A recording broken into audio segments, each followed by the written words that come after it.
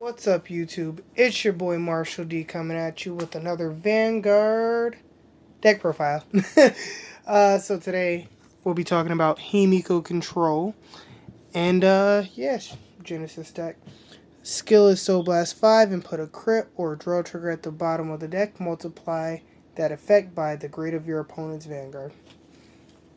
So if you've seen any of the videos, this is the card that you need for the deck. It's named after her.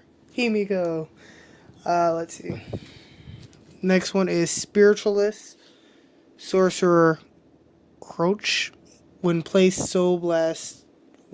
Soul Charge 1 for each unit, including itself. So if you play that with a full board of 5 other units, that's Soul Charge 6. What's his name? Perseus of Probity. When it attacks, counterblast, draw 2 cards, put a card from your hand into soul. So this is the backup Vanguard if you don't draw Himiko, because his skill is, counterblast, draw 2.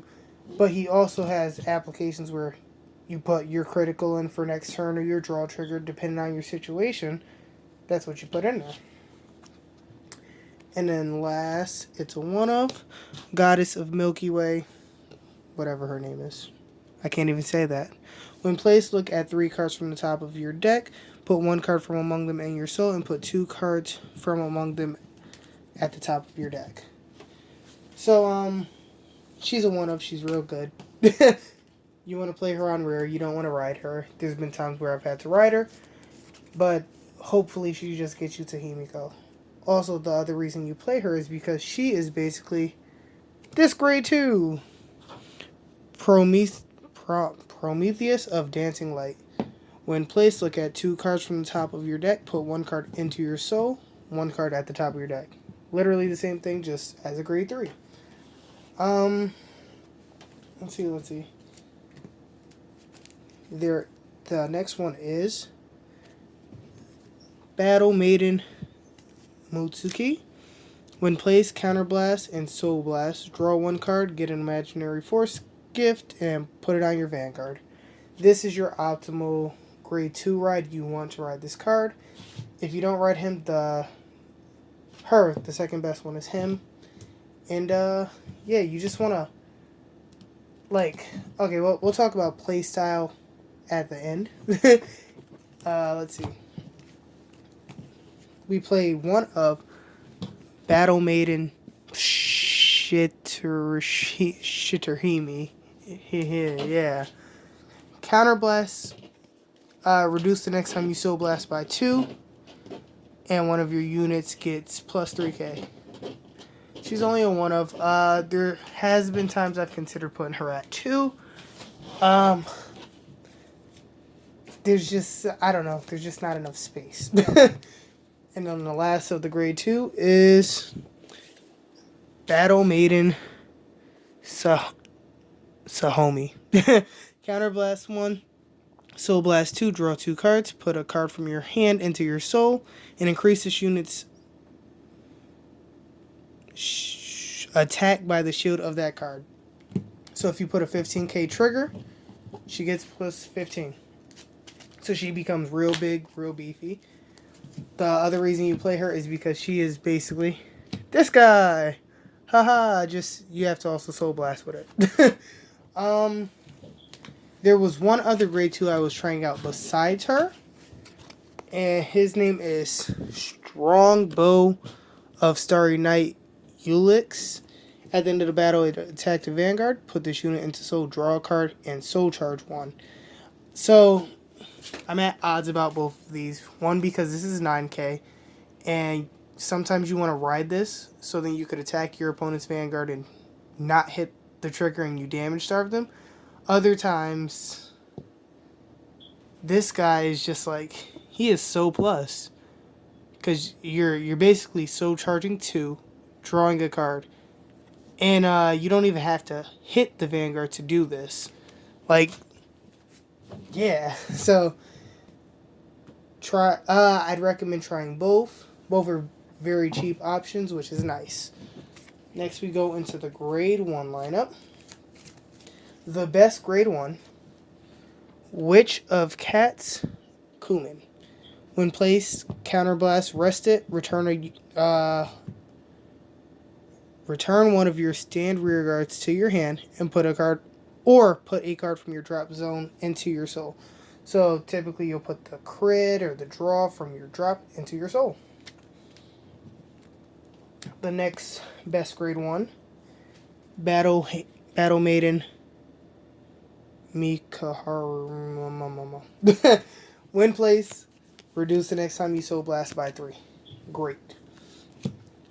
Next is Sudela of Loving Espis. When placed, rest this unit. One of your vanguards get plus 10 and reduce the next time you soul blast by 2. So if you had an optimal grade 1 ride, you would want to ride her because she's 7k and she helps damage starve. Second, last one is Witch of Frogs, Melissa. When placed Soul Blast 3, your opponent looks at the same number of cards from the top of his or her deck as the number of rear guards, calls them to rears with units, and shuffle the deck. Your opponent's abilities do not activate from this call. So this girl, this girl right here is your secondary win con, especially against Excel-based decks. If you see one of her and like at least 3 Melissas and your opponent has 5 cards on board, not counting the vanguard, you play her 1. Haha. They get rid of 5 cards from their deck. 2, 3. That's 15 cards out of their deck. Woo! Bless me. Out of a 50 card deck. Well, 49 not counting your starter. And it lets you see what your opponent is playing, basically. You see how many triggers you hit. She's just so good. I want to bump her to 3, but there's so many good grade 1s. There's also another grade 1. I forget what her name is, but she's supposed to be the optimal grade 1 ride target for this deck. She came from Infinity Cradles. Has like 7k attack. I don't know. I've never missed her. Like, the deck is just, it's so good. And then we'll get into the trigger line. Well, so for triggers, we're playing 2, 4, 6 crit. Self-explanatory. Criticals, they pair up with Himiko nicely. Yada yada. For draws, we're playing 4 draw PG and 2 regular draws, so 6 draws.